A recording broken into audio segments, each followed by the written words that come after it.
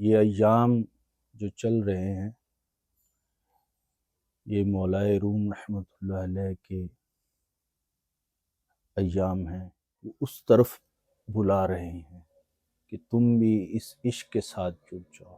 خواجہ بیا، خواجہ بیا، اے ہمارے محبوب ازلی، آجا آجا، ایک بار پھر آجا۔ اے ہمارے چاند، اپنی چاندنی کے ساتھ آجا، ان اندھیروں سے نکالنے کے لیے آجا، ان تاریکیوں سے نکالنے کے لیے آجا۔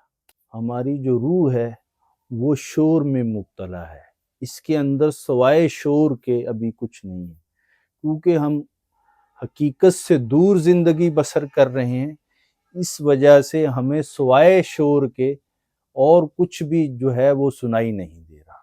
اعوذ باللہ من الشیطان الرجیم، بسم اللہ الرحمن الرحیم، رب اشرح لی صدری ویسر لی امری واحلل عقدۃ من لسانی یفقہوا قولی۔ صدق اللہ العلی العظیم۔ اللہم صلی وسلم وبارک علی سیدنا وحبیبنا محمد النبی الأمی الکریم وعلی آلہ وصحبہ اجمعین۔ آج جس غزل کو ہم پڑھنے جا رہے ہیں وہ نہایت اہم غزل ہے، بہت ہی اعلیٰ غزل ہے۔ یہ ایام جو چل رہے ہیں یہ مولائے روم رحمۃ اللہ علیہ کے ایام ہیں، ان کی یاد میں، ان کے پیار میں، ان کی محبت میں ہم جیسوں کا بھی کام ہے کہ ہم اپنا حصہ ڈالیں۔ تو مولانا روم رحمۃ اللہ علیہ کی بارگاہ میں یہ ہمارا ایک طرح سے نذرانہ ہے، نذرانہ عقیدت ہے۔ اللہ رب العزت سے دعا ہے کہ اللہ پاک ہمارے اس پیار بڑی عقیدت کو اپنی بارگاہ میں قبول فرمائے۔ اس غزل میں حضرت مولائے روم رحمۃ اللہ علیہ جیسے کہ اپنے اندر ایک جو ان کے عشق تھا، اور عشق جو اپنی تکمیل کو پہنچا ہوا تھا، وہاں اپنے ساتھ جڑنے والوں کو وہ اس طرف بلا رہے ہیں کہ تم بھی اس عشق کے ساتھ جڑ جاؤ، وہاں تم بھی یہ میں جو ہے وہ پی لو، اور جب تم حقیقت کے ساتھ جڑ جاؤ گے وہاں اس کی معرفت کو حاصل کر لو گے، تو تم بھی جو اپنی اس زندگی میں آنے والے جو معاملات ہیں ان کو صحیح طریقے سے سر انجام دے سکو گے، ایک بہترین فرد کے طور پر معاشرے میں رہو گے۔ بہت ساری چیزیں ایسی ہیں جو کہ کمی کا شکار ہو چکی ہیں، وہ تکمیل کی طرف چلی جائیں گی۔ پہلے جیسے کہ مولانا تعارف کرواتے ہیں کہ وہ محبوب کیسا ہے، اس کے ساتھ تعلق کیسے پیدا کرنا ہے، اور جب وہ تعلق پیدا ہو جائے گا تو اس تعلق کے جو نتائج ہوں گے وہ کس طریقے سے تمہارے اوپر اپنا اثر جو ہے وہ پیدا کریں گے۔ تو غزل کا بنیادی رنگ ایک ہی ہے، ہاں اس میں تہداری کے طور پر وہ کچھ رنگ دکھاتے ہیں، جیسے کہ نیچے سے اوپر لے کر جاتے ہیں، وہ جیسے کہ ہماری شعوری جو حالتیں ہیں، ہماری جو جبلی حالتیں ہیں، ہماری جو طبعی حالتیں ہیں، وہاں سے وہ شروع کرتے ہیں اور وہاں سے اٹھاتے چلے جاتے ہیں کہ یہاں سے نکل کے جب تم یہاں تک آ جاؤ گے اور پھر یہاں سے پھر روحانی بلندی میں پہنچ جاؤ گے، تو پھر وہاں سے گزرتے ہوئے جو تمہارے اوپر احوال اور کیفیات وارد ہوں گی وہ کیسی ہوں گی، اور وہاں سے ملنے والے جو اسرار اور تجلیات ہوں گی وہ کیسی ہوں گی۔ تو حقیقت کے ساتھ جڑ جانے کے بعد جو وہاں تمہیں وحدت نصیب ہوگی وہ کیسی ہوگی۔ تو مختلف جو نسبتیں ہیں ان کو مولانا اس غزل میں دکھا رہے ہیں کہ اس نسبت کے پیدا ہونے سے پہلے وہاں تمہارا کیا حال ہے، اور اس نسبت کے پیدا ہو جانے کے بعد وہاں تم کس حالت میں ہو، اور وہ حالت جو ہے وہ عروجی حالت ہے، وہ تمہاری تنزلی نہیں ہے، وہاں تم گرے ہوئے نہیں ہو۔ اب تم گرے ہوئے ہو، تباہ ہو چکے ہو، خود کو خراب کر چکے ہو، تو جیسے ہی وہ ایک نسبت تمہیں حاصل ہو جائے گی تو پھر وہاں وہ نسبت حاصل ہوتے ہی تمہارے اندر جو پہلا تغیر پیدا ہوگا، پہلی تبدیلی آئے گی، وہ عروجی ہوگی۔ تو شروع کرتے ہیں اس غزل کو۔ فرماتے ہیں خواجہ بیا، خواجہ بیا، خواجہ دیگر بارے بیا، کہ اے ہمارے سردار، اے ہمارے محبوب، اے ہمارے دلوں کے مالک، اے ہمارے وجود کے مالک، اے ہماری حقیقت کے مالک، اے ہمارے آقا، اے ہمارے محبوب ازلی، آجا، آجا، ایک بار پھر آجا۔ تو جب آئے گا تو پھر کیا ہوگا؟ دفع مدے، دفع مدے، اے مہ عیار بیا، دور کر دے، دور کر دے، اور اے ہمارے حقیقی چاند آجا، آجا۔ دفع مدے، ہم سے جو ہمارے اندر تاریکی پیدا ہو چکی ہے اس کو دور کر دے، ہمارے اندر جو ظلمت پیدا ہو چکی ہے اس کو دور کر دے، ہمارے اندر جو اندھیرا پیدا ہو چکا ہے اس کو دور کر دے۔ اے ہمارے چاند، اپنی چاندنی کے ساتھ آجا۔ تو آئے گا تو ہماری جو اندھیری شب ہے اس میں روشنی ہو جائے گی، ہمارا جو شعور تاریکی میں پڑا ہے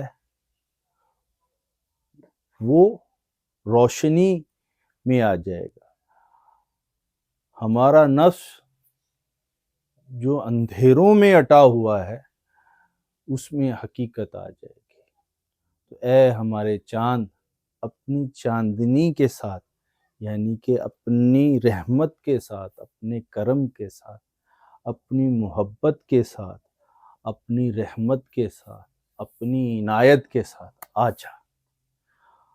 ہم سب وہاں تباہ ہو چکے ہیں، ہم سب جو ہیں وہ اندھیروں میں جا چکے ہیں، ہم سب جو ہیں وہ بھٹک چکے ہیں۔ تو اب ان اندھیروں سے نکالنے کے لیے آجا، ان تاریکیوں سے نکالنے کے لیے آجا۔ تو اے ہمارے سردار، اے ہمارے محبوب، اے ہمارے آقا، آجا۔ تو آئے گا تو ہمارے پاس حقیقت آ جائے گی، تو آئے گا تو ہمارے پاس معرفت آ جائے گی، تو آئے گا تو ہمارے پاس روشنی آ جائے گی، تو آئے گا تو ہمارے پاس زندگی آ جائے گی۔ تو آجا اے میرے محبوب آجا اور دور کر دے ان اندھیروں کو ہم سے، دور کر دے ان تاریکیوں سے ہم سے، اے میرے ماہ عیار آجا۔ وہ محبوب جو جانتا ہے کہ میں نے اپنے طالب کو، اپنے محب کو کس طریقے سے نوازنا ہے۔ تو آگے فرماتے ہیں کہ جب تک حقیقت ہمارے پاس نہیں پہنچی، ہم حقیقت سے جدا ہو کر ایک زندگی بسر کر رہے ہیں، تو اس میں اب ہماری حالت کیا ہے؟ ہم کس طریقے سے بھٹکے ہوئے ہیں، کس طریقے سے خود کو تباہ کر رہے ہیں، کس طریقے سے خود کو بھلا کے پھر رہے ہیں۔ تو اس کی طرف اشارہ فرما رہے ہیں، عاشق مہجور نگر، عالم پرشور نگر، تشنا مخمور نگر، اے نشہ خمار بیا۔ فرماتے ہیں ہم ایسے عاشق ہیں کہ جو بھٹک چکے ہیں اپنا راستہ، ہمیں نہیں پتا کہ ہم نے یہ راستہ کس طریقے سے طے کرنا ہے، اور اس پرشور عالم میں، اس بے ہنگی کے اندر ہم بھٹک چکے ہیں۔ ہمارا جو وجود ہے، ہمارا جو شعور ہے، ہماری جو روح ہے، وہ شور میں مبتلا ہے۔ اس کے اندر سوائے شور کے ابھی کچھ نہیں ہے، کیونکہ ہم حقیقت سے دور زندگی بسر کر رہے ہیں، اس وجہ سے ہمیں سوائے شور کے اور کچھ بھی جو ہے وہ سنائی نہیں دے رہا۔ ہمارے پاس سوائے شعور کے اور کوئی قوت نہیں ہے، تو ہم سوائے شور کے اور کچھ بھی اپنے پاس نہیں ہے، اور وہاں اپنا راستہ جو ہے وہ بھی خراب کر چکے ہیں، اس سے بھی بھٹک چکے ہیں۔ تو فرماتے ہیں کہ لیکن ایک بات ہے، تشنہ مخمور نگر، اے نشہ خمار بیا، ہم تمہاری چاہ رکھتے ہیں، ہم ایک تشنگی رکھتے ہیں، ہم ایک پیاس رکھتے ہیں۔ تو اے حقیقت کی شراب پلانے والے، اے ساقی معرفت، اے ساقی حقیقت، آجا ہماری اس پیاس کو بجھا دے۔ ہم جو اس راستے میں چلتے چلتے جو بھٹک چکے ہیں، اور وہاں جو اپنی حالت خراب کر چکے ہیں، وہاں جس سیرابی میں ہم پھر رہے ہیں، سوائے سیراب کے اور وہاں کچھ بھی نہیں ہے، سوائے دھوکے کے اور کچھ نہیں ہے۔ تو وہاں جو تشنگی ہے، اس کو فقط تمہاری معرفت، تمہاری محبت، تمہارا عشق ہی پورا کر سکتا ہے۔ تو ہمیں وہ شراب پلا تاکہ ہم حقیقت کی طرف چل سکیں اور حقیقت کے راستے کو طے کر سکیں۔ تو آگے مولانا فرماتے ہیں کہ جب وہ حقیقت کسی سالک کو، کسی عاشق کو، کسی دیوانے کو، کسی پروانے کو میسر آ جاتی ہے، جب اس کی رحمت ہو جاتی ہے، جب اس کا کرم ہو جاتا ہے، تو پھر وہ کیسے ہوتی ہے؟ تو فرماتے ہیں پائے توئی، دست توئی، ہستیے ہر ہست توئی، بلبلے سرمست توئی، جانب گلزار بیا۔ فرماتے ہیں کہ یہاں جو ہمیں معیت حق حاصل ہوئی ہے، تائید حق حاصل ہوئی ہے، یہاں ایک حدیث پاک کی طرف مولانا اشارہ فرما رہے ہیں کہ جب ایک بندہ جو ہے وہ اللہ پاک کا قرب حاصل کر لیتا ہے، جیسے کہ حدیث پاک میں ہے یتقربوا الی بالنوافل، تو وہ نوافل کی کثرت کے ذریعے سے اللہ کا قرب حاصل کر لیتا ہے۔ تو اس میں حدیث پاک کے جو ظاہری الفاظ ہیں وہ یہ ہے کہ میں اس کے وہ پاؤں بن جاتا ہوں جس سے وہ چلتا ہے، میں اس کے وہ ہاتھ بن جاتا ہوں جس سے وہ پکڑتا ہے، اس کی طرف اشارہ ہے۔ تو یہاں محدثین نے اس کی جو ان الفاظ کی جو تفسیر کی ہے وہ یہی ہے کہ وہ یہ نہیں ہے کہ وہ مجسم ہو کر ہمارے اس وجود کا حصہ بن جاتا ہے. اس سے جو یہ شبہ ہے یہ نہیں آنا چاہیے. اس سے یہ ہے کہ وہاں تائید حق جو ہے وہ اسے حاصل ہو جاتی ہے، معیت حق جو ہے وہ اسے حاصل ہو جاتی ہے. وہ اپنا کوئی بھی عمل کرتے ہوئے اس میں بھٹکتا نہیں ہے، وہ اس اللہ پاک کی طرف سے، حق تعالیٰ کی طرف سے اس کو وہاں تائید حاصل ہوتی ہے، اور وہاں اس تائید کی وجہ سے اس کے عمل میں وہ جو ہے وہ کاملیت جو ہے وہ شامل ہو جاتی ہے. تو اس لیے فرما رہے ہیں پائے توئی دست ہوئی ہستی ہر ہست ہوئی.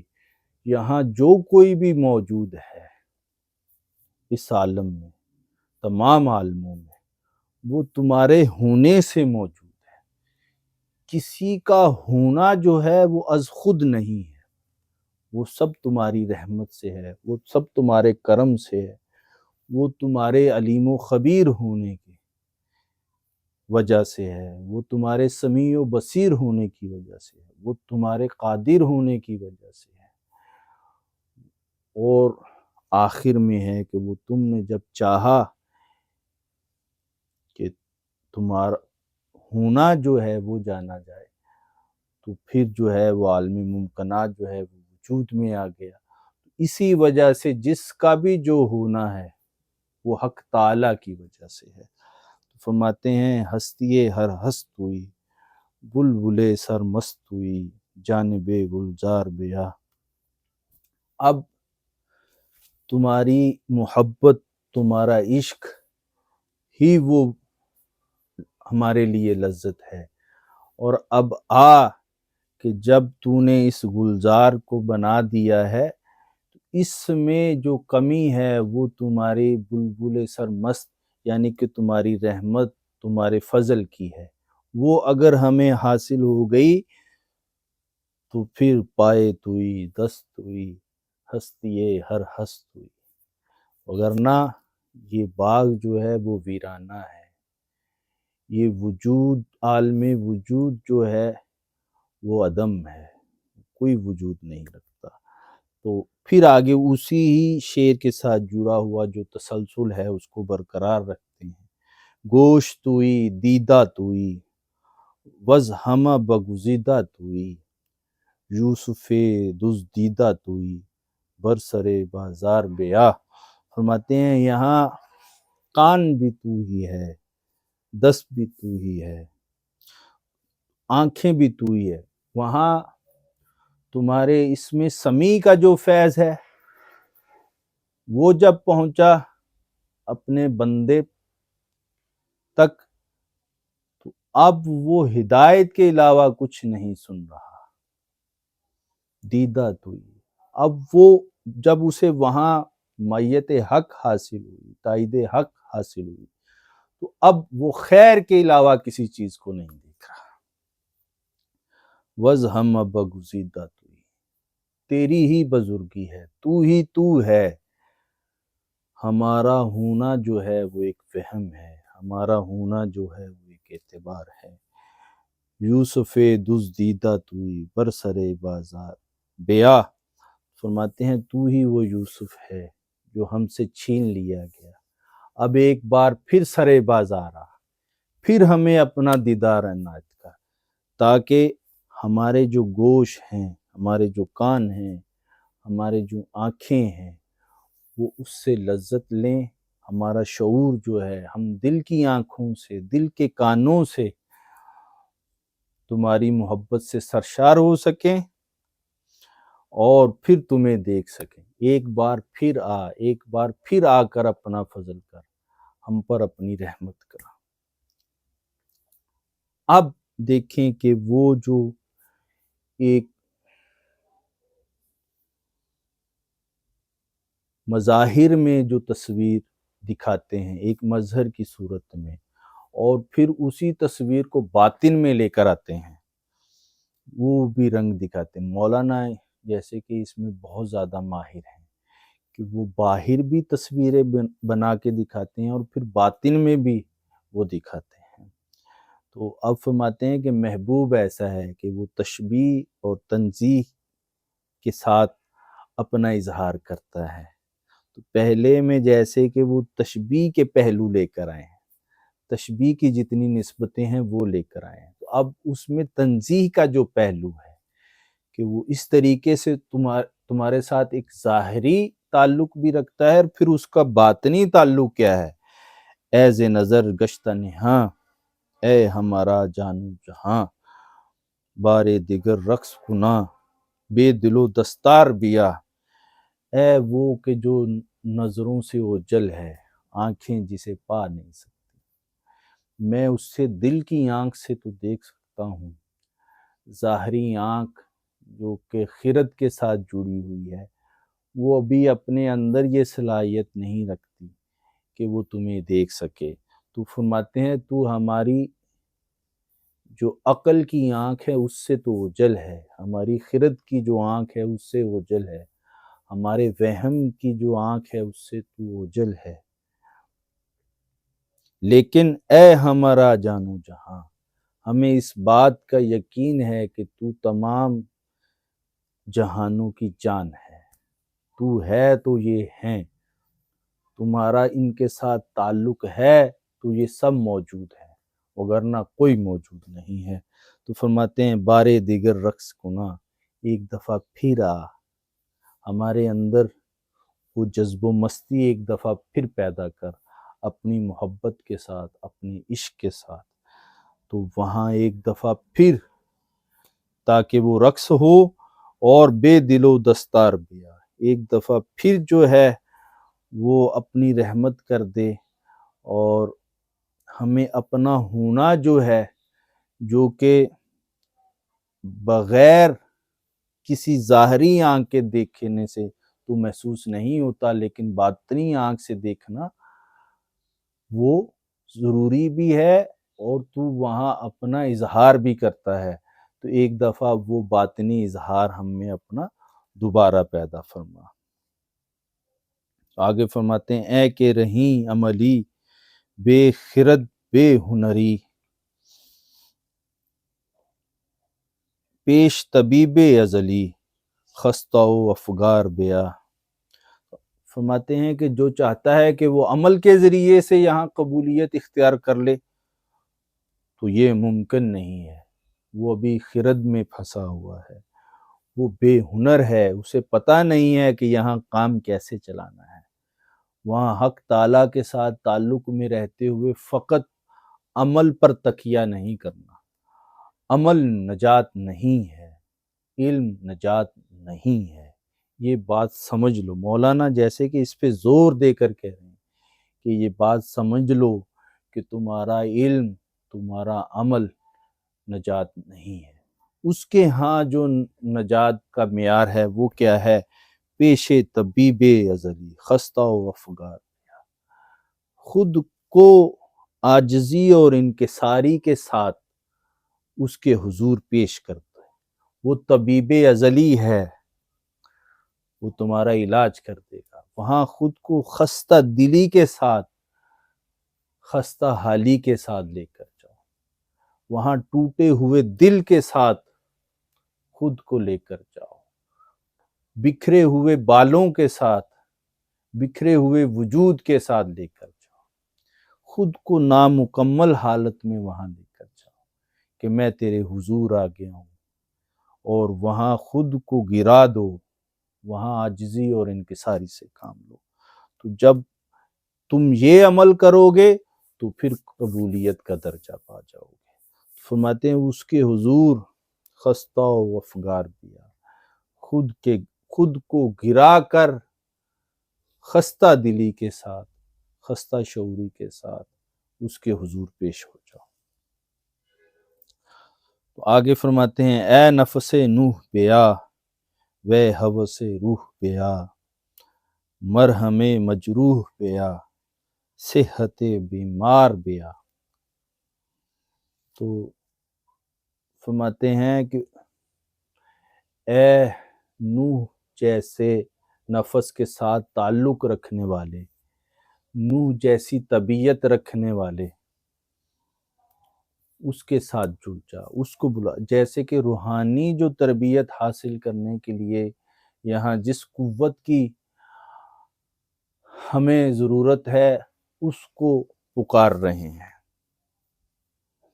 کہ اے ہمارے روحانی مرشد آ جا، اے ہماری روحانی تکمیل کرنے والے آ جا، اے نجات دہندہ آ جا، تاکہ ہم کامل آزادی کے ساتھ یہاں جی سکیں۔ اور وے ہوس روح بیا، اے ہماری روح کی چاہت، اے ہماری روح کی خواہش، اے ہماری روح کی تمنا، اے ہماری روح کی آرزو، آ جا، ہمیں پتہ ہے کہ تو آئے گا تو یہاں تکمیل ہوگی۔ تو مرہم مجروح بیا، اے زخموں کی مرہم آ جا، ہم یہاں بکھرے ہوئے ہیں، ہمیں طرح طرح کے زخم لگ چکے ہیں زمانے کے اندر رہتے ہوئے، نفس کے ساتھ تعلق میں رہتے ہوئے، اور وہاں ہرس اور لالچ میں پڑے ہوئے، تو وہاں اس طرح کے ہم بہت سارے زخم لے چکے ہیں۔ تو صحت بیمار بیا، تو اے بیمار کو صحت عطا کرنے والے، کامل شفا عطا کرنے والے، آ جا، ہم یہاں بیمار ہو چکے ہیں، طرح طرح کے زخم ہمیں لگ چکے ہیں، تو ہمیں آ اور یہاں نجات عطا کر۔ تو آخر مقطع میں فرماتے ہیں بس بود اے ناطق جاں، چند ازی گفت زباں، چند زنے طبل بیاں، بے دم و گفتار بیا۔ فرماتے ہیں کہ چپ ہو جا اے نفس، کب تک بولتا رہے گا، کب تک لفظوں میں یہ شور کرتا رہے گا، کب تک یہ لفظوں کے جو طبل ہیں، یہ ڈھول ہیں، یہ پیٹتا رہے گا۔ چھوڑ دے، حقیقت کے ساتھ تعلق میں جب چلا جائے گا تو پھر کیا ہوگا؟ حقیقت کا اثر یہ ہے، حقیقت کے ساتھ جڑ جا تو پھر کیا ہے؟ بے دم و گفتار بیا، بغیر گفتگو کے، بغیر لفظوں کے آ جا۔ وہ ایسی بارگاہ ہے، وہاں یہ مطالبہ نہیں ہے کہ وہاں لفظوں کے ساتھ تمہاری قبولیت ہوگی۔ وہ منافق ہے۔ منافق کسے کہتے ہیں؟ جس کا ظاہر جو ہے وہ دکھلا رہا ہوتا ہے کہ لفظوں کے ساتھ وہ اقرار باللسان کر رہا ہے، لیکن اس کے پاس تصدیق بالقلب نہیں ہے۔ منافق اسے کہتے ہیں۔ فرماتے ہیں یہ تمہارا منافقانہ عمل ہے کہ تو لفظوں سے اظہار کر رہا ہے لیکن دل میں کچھ اور ہے۔ تو دل میں اس کی محبت پیدا کر لے، اس کا عشق پیدا کر لے، اور لفظوں کے یہ ڈھول پیٹنا چھوڑ دے، لفظوں کا یہ جو تکرار ہے وہ چھوڑ دے، اور حقیقت کے ساتھ جڑ جا، اور پھر وہاں آ جا تاکہ تمہاری قبولیت ہو سکے۔ تو اللہ رب العزت سے دعا ہے کہ اللہ پاک حضرت مولا روم رحمۃ اللہ علیہ کی طرف سے ملنے والے ان فیض و برکات کو سمیٹنے کی توفیق عنایت فرمائے، اور اپنے ان پیاروں کی صحبت اور سنگت نصیب فرمائے، جن کے حضور رہتے ہوئے اس کی محبت اور اس کا عشق اور اس کی خوشبو ہمیں ملتی رہتی ہے اور ملتی رہے۔ وما علینا الا البلاغ۔